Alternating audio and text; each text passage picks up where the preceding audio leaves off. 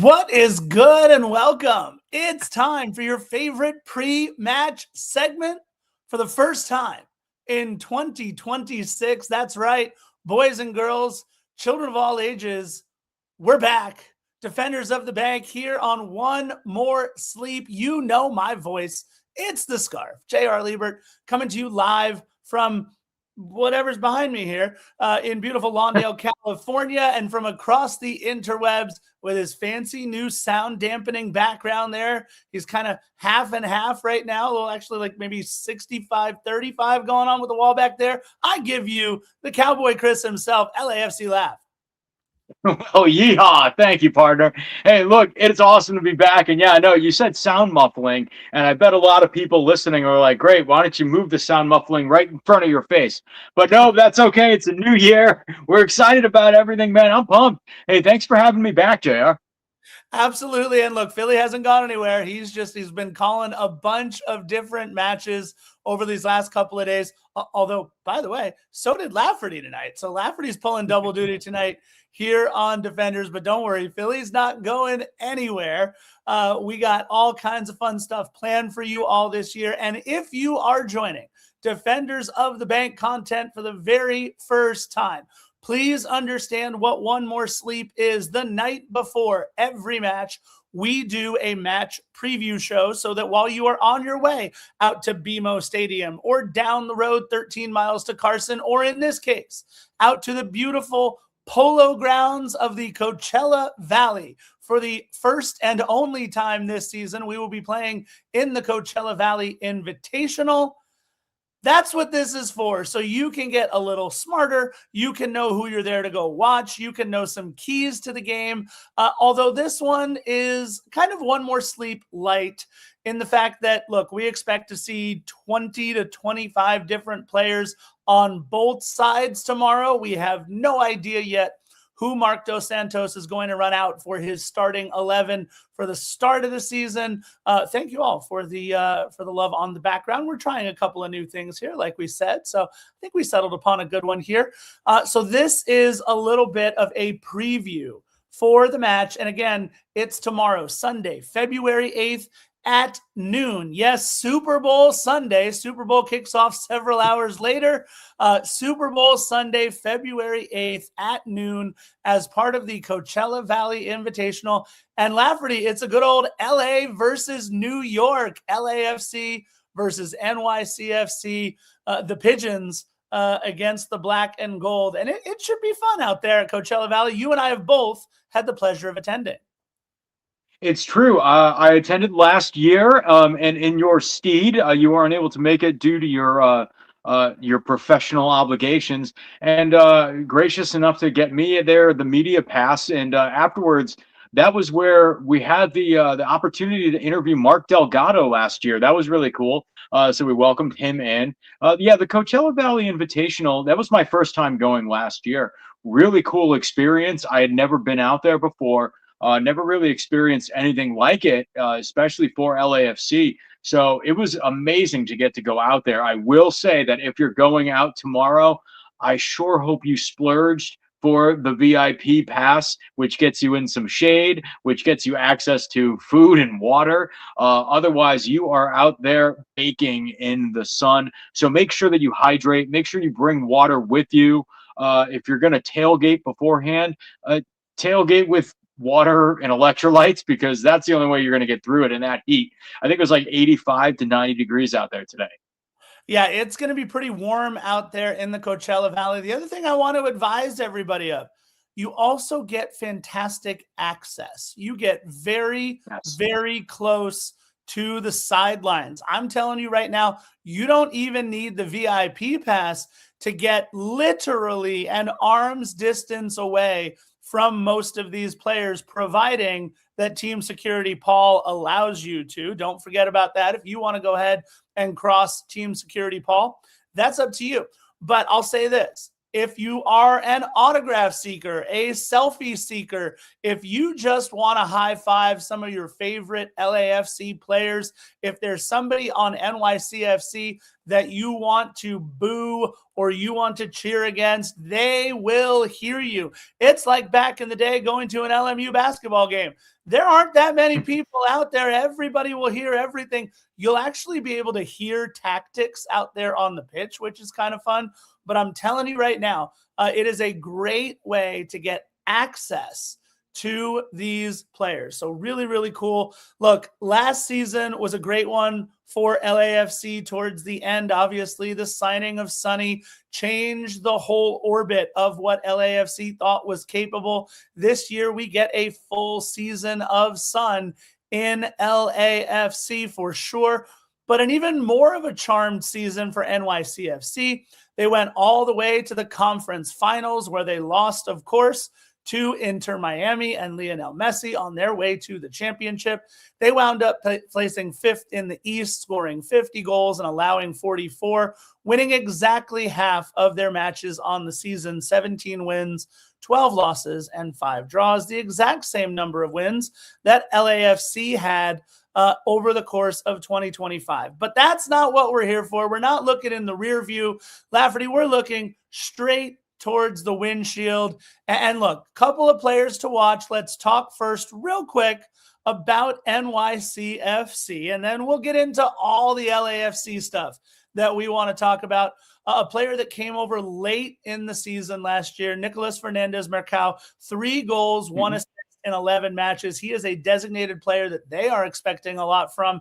Hannes Wolf comes back with 11 goals and 7 assists. He came over from Borussia Mönchengladbach. Tyus Magno, until he gets bought out. Augustino Heda. I'm actually really excited to see the really old guy and the really young guy, Chris Lafferty. And of course, I'm talking about Maxi Morales, the ageless one, all of 5'1", 11 assists on the season last year, and 17-year-old Maximo Carrizo in the midfield, who is going to be a lot of fun. Anybody on the roster that you are looking forward to on NYCFC? No. No.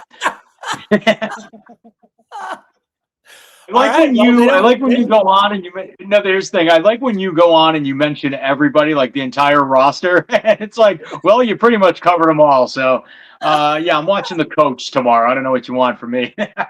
No, but here's what you bring up a great point is that's the thing about NYCFC, and something that we're going to get a preview of tomorrow, a preview of a future match that we're playing against NYCFC later in the season.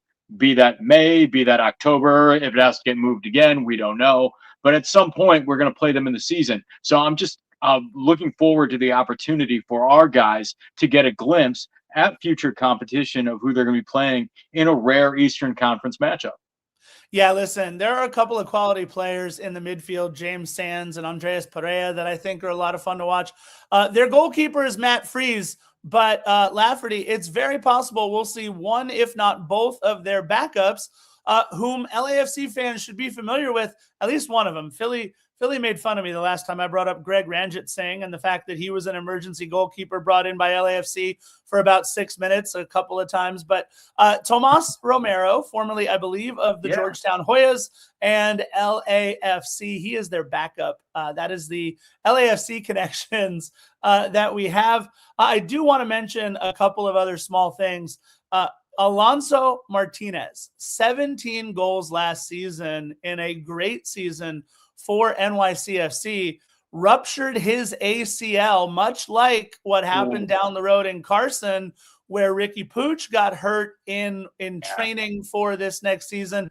Right before the start of this season, they lose their talisman, 17 goals. So we will not be seeing Alonso Martinez.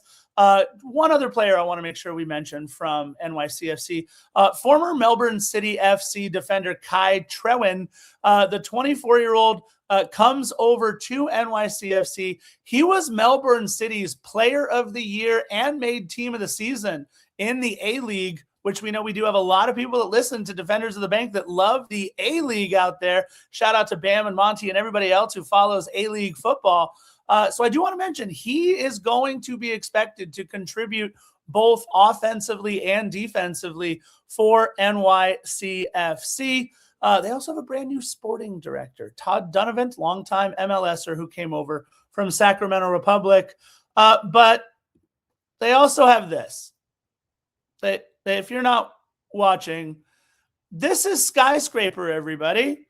That's the brand new NYCFC mascot, and I just have to ask why. It's a pigeon? Yes. I think We'll with a gray pigeon with a hat. With a baseball cap. Yeah, because they play baseball. And I mean, maybe is that an ode to them playing in baseball stadiums their whole existence? I mean, obviously the pigeons are a huge staple of downtown New York City. His name is Skyscraper, not one word, Skyscraper, Skyscraper, from what I understand, 2 words. So there he is. That's a thing that happened. Okay. They made a choice. They made a choice. They made a choice. They gave themselves a mascot. There it is. All right. So normally we would talk about our players to watch on both sides, but since again this is kind of nutty, we're not talking about our players to watch on both sides. We're not talking about our keys to the match, because look, the key to the match is stay healthy. Nobody get hurt. Everybody just get out of Coachella Valley healthy and ready to go for this season that is going to be a gauntlet for sure. All right, you and I were talking, and I asked, do you want any players to watch? You said all the new guys. So let's talk about the new guys. Unfortunately, we know we won't be seeing Jacob Schaffelberg because he had his surgery and he'll be rehabbing for a little bit more. But a player who played against us for quite some time in a Carson Herbalife sash, and then a little bit for Nashville as well. Forward Tyler Boyd, I think we're all very excited to see what we can get from the grizzled veteran. Yeah, I think the consensus from Nashville fans and pundits from down there, Ben Wright Soccer's a guy that I started following who covers Nashville primarily, would see a lot of his articles and read some of the comments on there as well. I think the consensus that I got from people in Nashville was that he's somebody who has so much to offer, just he didn't fit the system down there. Yes. So that really gives me a lot of optimism. If he's just not a system guy, doesn't work for what they have in Nashville, that's fine. Feels like a clean break. Came up here and, is used to Southern California, is used to Los Angeles County. I know he had a taste of it. Now he gets to move into the city of LA. And but I think he has so much to offer, and I think he's excited about this opportunity as well. It's a good refresh for him. We're coming from a place where it wasn't working out. And this is really an exciting time for our club. So for him to come aboard with it, with everything that he brings, I think the excitement is mutual. Yeah, and it's going to be interesting, right? We tried this with Jeremy Abobasi, and it worked okay. And I don't know what this means for Jeremy, but one thing I do know that it means is that Nathan Ordaz is going to get pushed for some playing time for sure. Tyler Boyd, a proven goal scorer in this league. David Martinez, by the way, advertised by LAFC as a midfielder in a lot of what their social media was showing this season. And I think that then leads to my next point. 2 new players, obviously. The biggest signing would be Steven Eustachio, the Canadian men's national team midfielder who is extremely dynamic. He comes over just a couple of days ago, along with under-22 product Amin Boudry. And I think both of these players are part of what has been a midfield revitalization. The re-signing of Matthew Chonier so that we have him in the fold for the full season, along with a player like Mark Delgado. And then, of course, Timothy Tillman, David Martinez being listed now as a midfielder. And I'm telling you, if I had a player to watch, my 2 players to watch would have been the 17-year-old Maximo Carrizo and the teenager Jude Terry, because he is a midfielder. And one of the things that Aaron Long said in an early interview this preseason is to expect big things from Jude Terry, which is it's a deep cut if you don't follow LAFC. But talk about a U.S. youth national team superstar. This kid, Jude Terry, who plays with Carrizo on the U.S. national team, who plays with players like Julian Hall and players like Kevin Sullivan, He is really, really fun to watch. And I'm telling you, this midfield revitalization is going to go a long way with taking some pressure off of Denis and Sonny. And yes, we still have Denis. More on that in a second. But I really think this midfield revitalization is the key to Marc Dos Santos' system. I agree. And an important thing to keep in mind with Eustachio's contract is that he's only here on a 4-month loan. So it's a short-term loan. We won't expect to have him for a while. But that does make me wonder. I don't know if you have heard anything about the timetable for Igor Jesus's return to the team. So there will be some changes in the midfield as we go along. But a big change from last year where we had our main three in there, but felt like we were missing something and certainly missing a lot of depth. That depth is no longer a problem this season. Yeah, we were looking for some offense out of the midfield, right? Like Timothy Tillman every now and then would have that line splitting pass that might lead to an assist. But in terms of having to get on the ball because you were worried about any of our three midfielders being a goal scoring threat, I don't know that that happened very often with that midfield that you're talking about with Timothy Tillman, Mark Delgado, and Igor Jesus. Unfortunately, Jesus goes down. I think that might have been the only reason why we went after a player like Matty Chonier, although we did, and it worked out very well. Certainly a reason why we picked up young Andy Morin, who's obviously no longer with us and killing it right now back in the Prem. We tried to get more offensively minded, and then, of course, we couldn't keep Morin, and we do keep Matty Chonier. Again, I think that is where LAFC really has to build. Another player who I think we will see tomorrow, I hope we will see, I am rooting for this kid, is Cabral Carter, goalkeeper, formerly of LAFC 2. He has been their captain this last season. He is a big kid, very young and athletic. He's in his young 20s, which, that must be nice to do that again.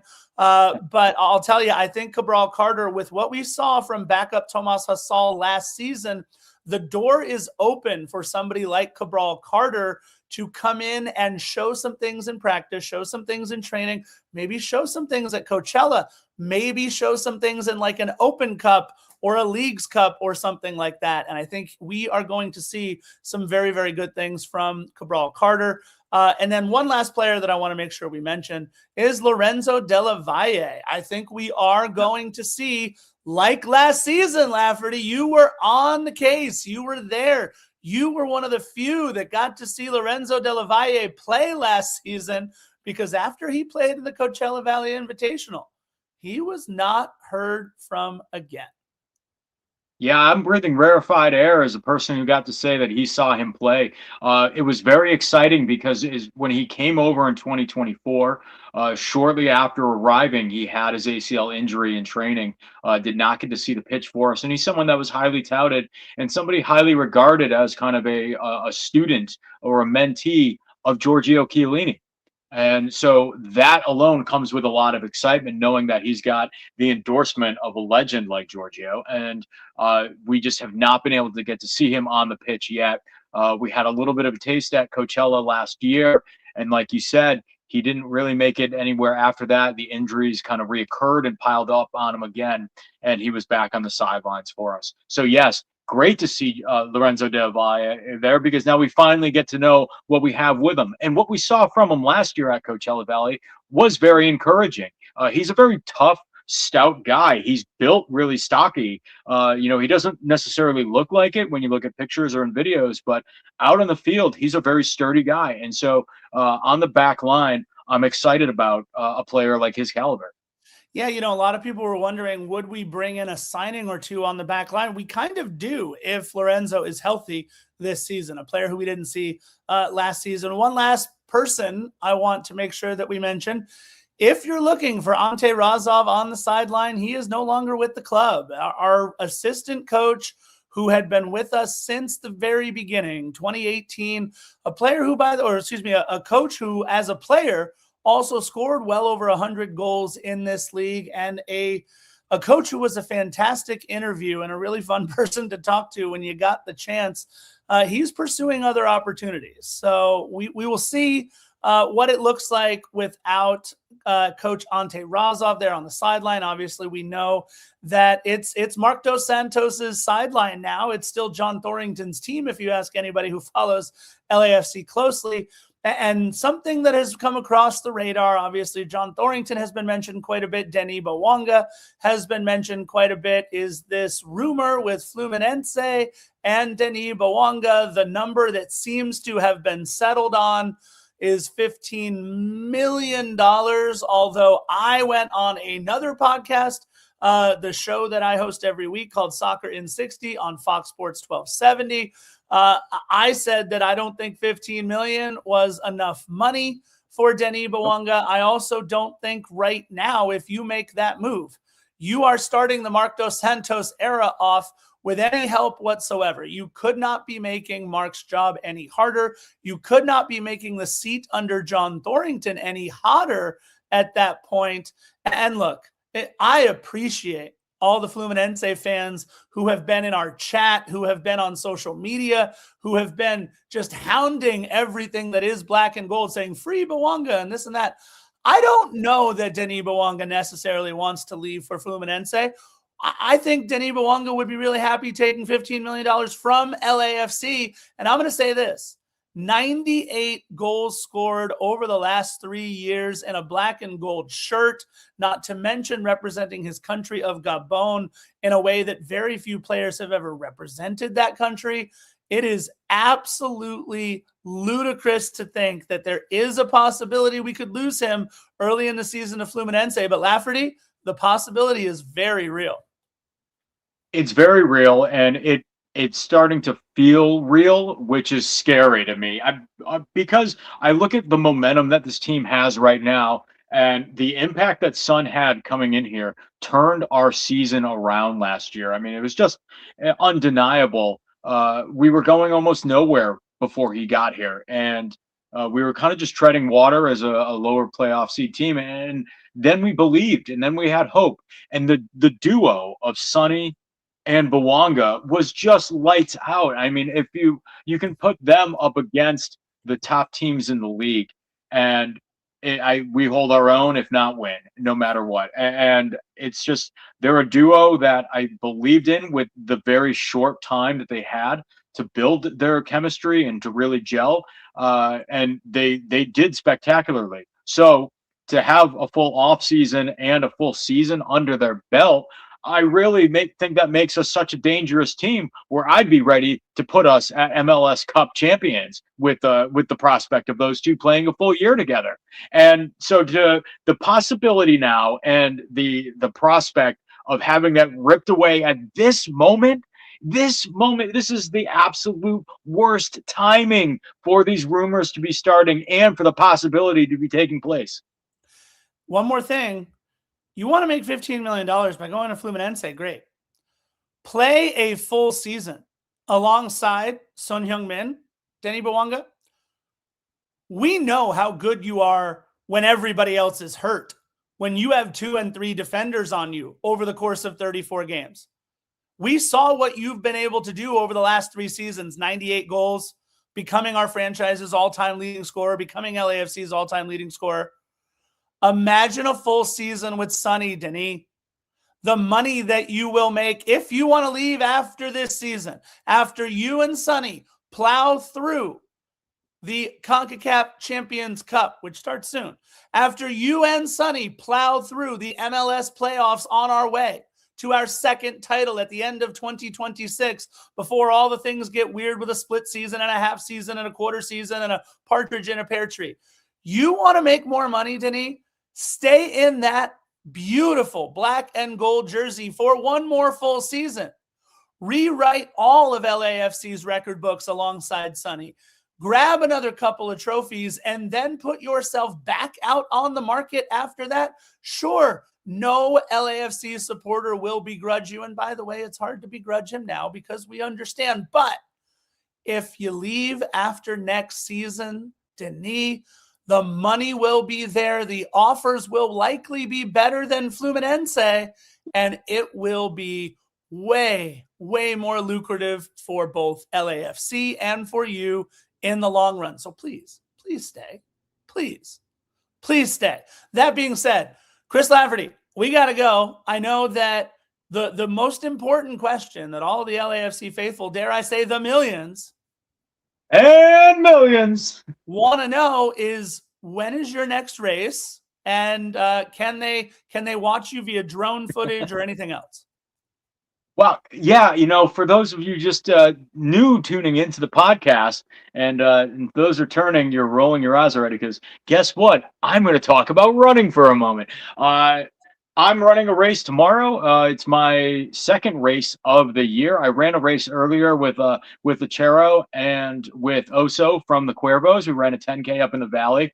And today I want to give a shout out to our very own Black and Gold Running Club. We put a relay team together and raised a lot of money for the Altadena to Pasadena 50K relay, which raised a lot of money, raised over $70,000 the entire event did, for direct relief efforts to the victims of the last year's fire. So more great work being done by the Black and Gold Running Club. And yeah, you know what? If you want to know how I did in the race, you can't watch it on any drone footage. There's no TV coverage of me running a 10K in Redondo Beach, but I will tell you all about it on Tuesday if you come up and see me at the kit launch party put on by LAFC, 5 to 10 at the Line Hotel in K-Town. I love it, y'all. Look, we don't have any score predictions for this one. The only prediction that we are both going to make is that we hope everybody stays healthy in this one. Coachella Valley Invitational, 12 o'clock, Polo Grounds out there at the beautiful Coachella Valley Fairgrounds, bait and tackle shop and tire store. Make sure you guys check it out. It's a whole lot of fun. This is what we do before every single match. One more sleep here on Defenders of the Bank for one Chris Lafferty. It's the scarf, J.R. Liebert, and it's now official. Ruben has put up. Please don't forget to like, subscribe, and turn on notifications. Y'all are going to hate me, but I've got my Patriots winning this Super Bowl. But no talk. I'm glad you said that. Yeah. I'm glad you said that. I know you like to bring up the greatest living American, who apparently has no dog in the fight. Which, if you want to believe that, but you know what? I have a dog in the fight, and I don't even watch the NFL anymore. But a former coworker of mine, his brother is Eric Seubert, or Eric Saubert, tight end for the Seattle Seahawks. So I guess I'm rooting for them. And if Rams fans, don't be mad at me. I'm just rooting for one Seahawk, not the entire team. So there you go. There you go. All right, y'all. We will see as many of you that are out there in the Coachella Valley. If you guys are out there, be safe, have fun, enjoy Super Bowl Sunday, and we'll do this again real soon. Bye, y'all. Bye-bye.